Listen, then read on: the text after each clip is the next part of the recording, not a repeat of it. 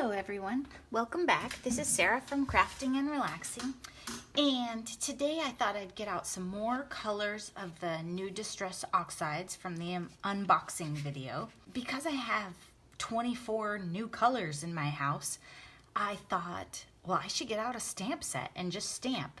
I haven't done a lot of just basic stamping lately, and I wanted to try out these colors, and this is a different technique. So for many of you, this is old news. For some of you, this might be new information. I'm gonna use an ancient stamp set from Stampin' Up. It probably has the date on it somewhere. Yep, it says 1997.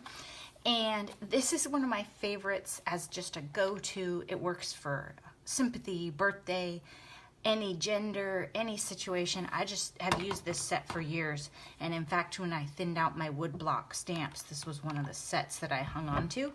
One of the few, actually. So I thought I'd get this out and then try. And I was thinking about Distress Oxides and how they lend themselves to certain techniques. What I've done here, just to give you an idea, is I have white cardstock, and it is cut the size that I would want my images on, and then I could mat it nicely. So to give you an idea, if I take this is a regular A2 card. It's made out of it's half of an 8.5 by 11 piece of paper. So this is 8.5 and this is 5.5. This is a 1/2 inch in all the way around. So when I'm done, I can mat this with any color that I want and then put it on any card base that I want. So keep that in mind if you're just beginning and you want a finished, polished product. Don't build your beautiful card on your card base. Think about how you're gonna layer it up. It's also good too because if I mess up, I've only lost this much paper, and we can probably make it work anyway. So the first thing I'm gonna do is I have some colors chosen here today. We have Vintage Photo, Fossilized Amber, Lucky Clover, and Peeled Paint. And if memory serves me, I've worked with Fossilized Amber. I haven't tried Lucky Clover or Peeled Paint, so we'll see how those go for me today. And I was thinking that I have the Spiced Marmalade, which is not nearly as orange as it looks, but I thought for the sun I would try Fossilized Amber. And I'm going to emboss it, and I'll show you why in a little bit. But, so what I'm gonna do is first, there we go. Okay, with Distress Oxides, you can do a lot of different things, right? So I'm gonna take this pad, see how this ancient stamp inks up. Not too bad. You can just look at them and see. You can also see the cat hair. Take that off. And then I'm gonna stamp, I don't really know exactly where I want it, but I think right there.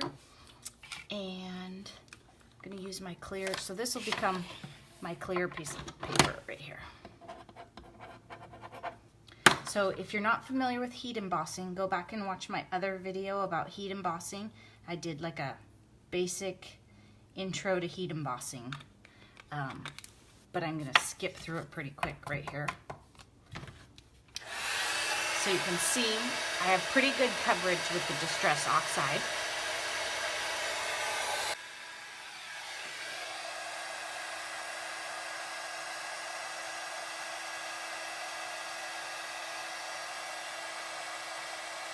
I like how that turned out.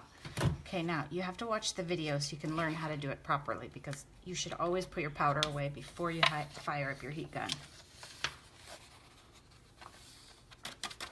So don't learn from this video for heat embossing. Watch the video and do it right. Okay, so we had that. I'm gonna let it cool before I stick my finger in it because this is really old powder and it might stick to me. And then what I was thinking was I need to move this. Probably going to use this piece of paper later, so I'm going to set it over here with my clear powder.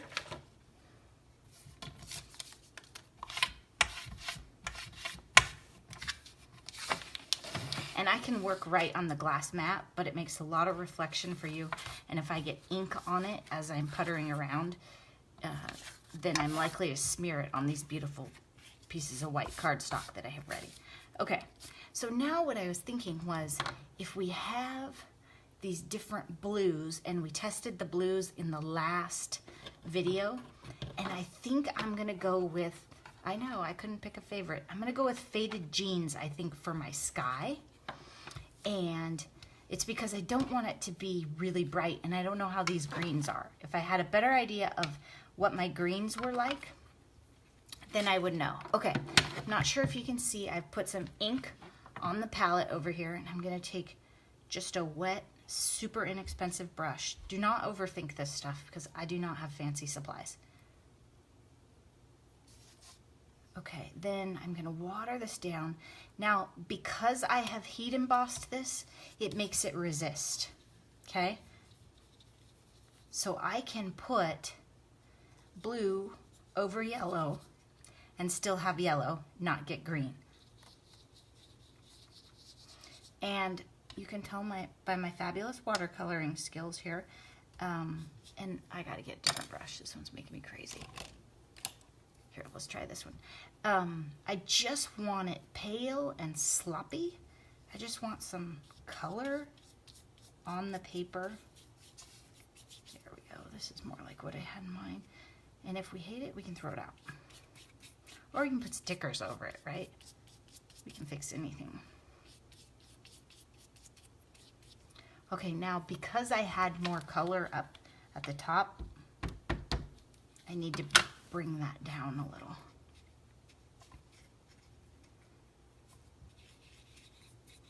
There we go. Kind of even things out. Okay, now my paper's pilling up a little. That's because I didn't use watercolor paper. I just wanted to experiment, and I wasn't sure that I wanted to deal with that much texture. Okay, so I'm gonna leave that just like that, and I'm gonna hit it with my heat tool.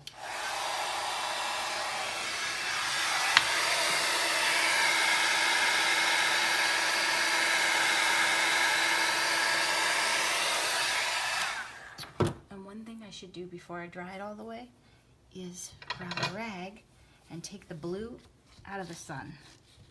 Okay, because I got some of that water over it, so just tap that.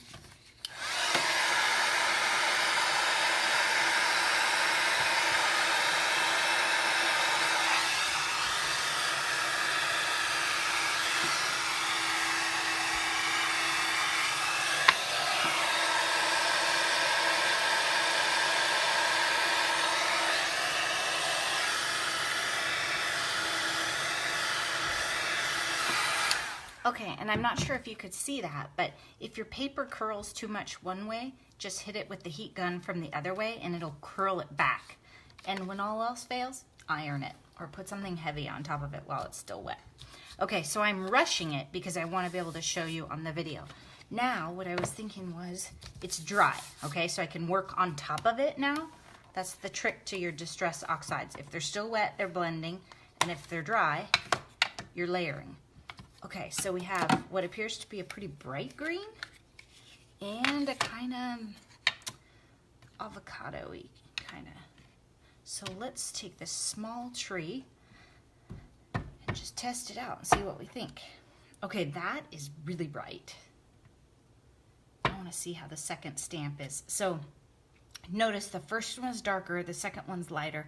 That's another way to get variation if you don't have a lot of ink pads or a lot of different supplies. Or you just need it to look like a forest, not a row of trees. I'm going to clean this off a bit just because I want to use the same stamp. I don't want to test my color with the big one and then have to wash it. Okay, so I'm just cleaning it with water. That's it. Nothing fancy. Just water and a rag. Oh, wow. Okay, that's pretty neat. Okay, so here's what I'm gonna do. I'm gonna try, okay, I like this one. And I don't think I'm gonna like them together on the same card, except maybe stamped off like that. So what I'm gonna do is I'm gonna take this great big tree, and because it's a wood block stamp, you have to kind of know the stamp and experiment with it. I want the tree to actually make it onto the page. So we'll see. Okay, and then on a big stamp like this, we've talked about this before, turn the stamp over and bring the pad to the stamp. So I'm gonna ink it up really good. I'm even gonna do a little twisty and then just tap it, especially on an old stamp too. you really want to look at it and be sure that that stamp's not dried out, and it kind of is. And then look at it and be sure you don't have a ridge from the ink pad or anything like that. Okay, I think that'll work. So then we'll take this stamp and we'll put it down somewhere around here. And if it doesn't work out, we can fix it. And then it's a big stamp, so you want to let it sit there for a minute. I might have moved it, it sounded weird. Okay, there we go. Now, let's take this little one and let's go back around and let's give ourselves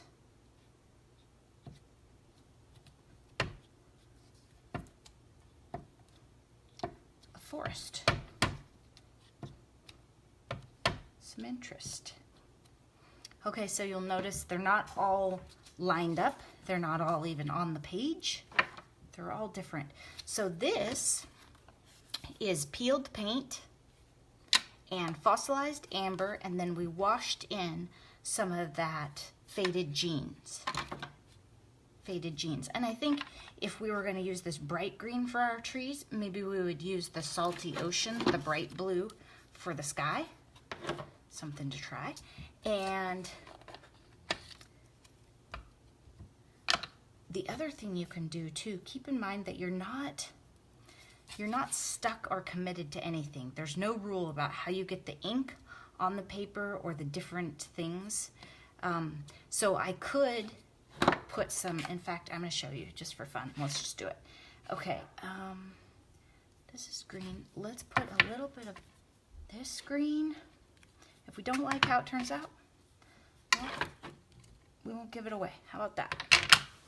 Okay, so I have two different greens here because I think one is too bright and one I already used, right? So that's still pretty bright.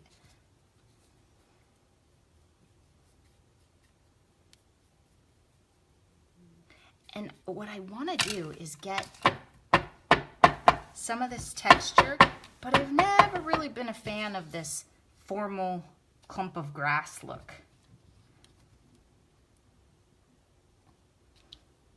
There we go. I'm not sure even how well you can see that in the video, but what I'm doing is, and this time what I'm going to do is I'm going to take the actual ink pad and I'm going to put it on here, but then I'm going to take a brush and add a little bit of water because I just don't want it so bright. There we go. And then I'm going to go like this.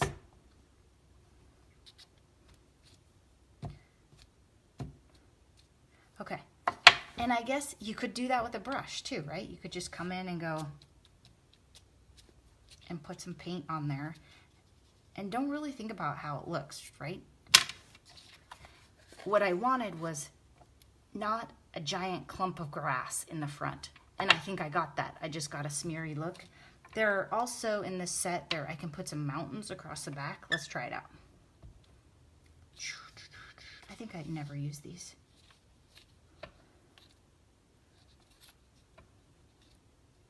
But I just want to show you some different options. And we'll just keep going like they keep going. Okay, so that was a vintage photo, and I do like that. I think I'll ink the edges with that too. So just kind of shows you different things. I didn't necessarily do them in the right sequence even, and that's okay.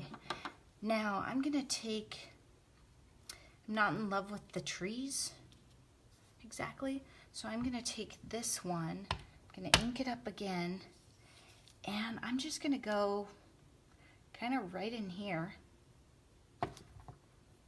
and put another one in there. Okay, just fill it up a little.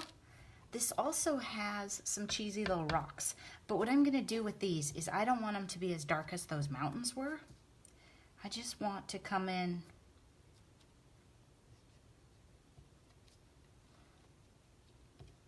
and kind of have some sitting here and there, but just lighter, okay?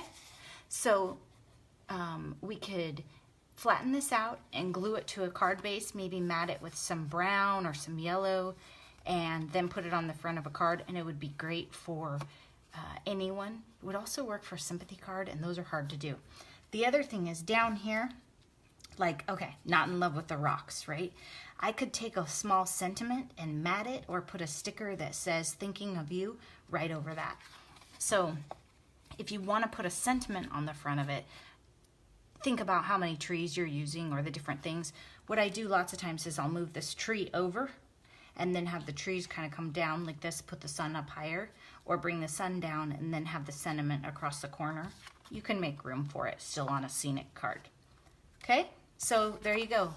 We put some blue down, did some embossing, and inked it up. And just pretend it's finished and you like it. Oh wait, let me show you one more thing. So what I'm gonna do here is to show you this concept, because this is not a, it's a very different look than when we're using like the Simple Stories Bliss line or that kind of thing. It's a little more of a nature kind of roughed up look. So I'm gonna take this brown pad, which is tricky because this paper's so bent, and I'm gonna just go around the edges and ink them up a little bit. I don't know if you can see that. And it's a little bit messy looking, and I'm okay with that. And it'll show even more when it's matted, depending on what color. Like, I'll probably mat it on something a little lighter so it shows. And then if I wanted to, if I take, where'd that card go? Okay. I could also mat the next layer. Like if I used a pale brown or something, I could mat the next, and then they would both have the brown around, or ink the edges of it, and they would both have the brown around the edges and tie together. If you want to see the video for this card, it was the masculine card video. Okay, so there you go, just another quick idea, and we played with, what, 4 new colors tonight? I've got all the lids mixed up. So peeled paint, fossilized amber, vintage photo, and lucky clover. And lucky clover's pretty bright. I mean, we're talking Christmas, St. Patty's Day. This would also be fun just in a bright colored card with like maybe some peacock feathers, or yeah, peacock feathers, lucky clover, maybe some spiced marmalade. Ooh, I bet it's great with abandoned coral. Some other colors with a punch. Okay, thanks so much for watching. I hope you're enjoying my videos. Be sure to subscribe if you haven't already, and give me a thumbs up.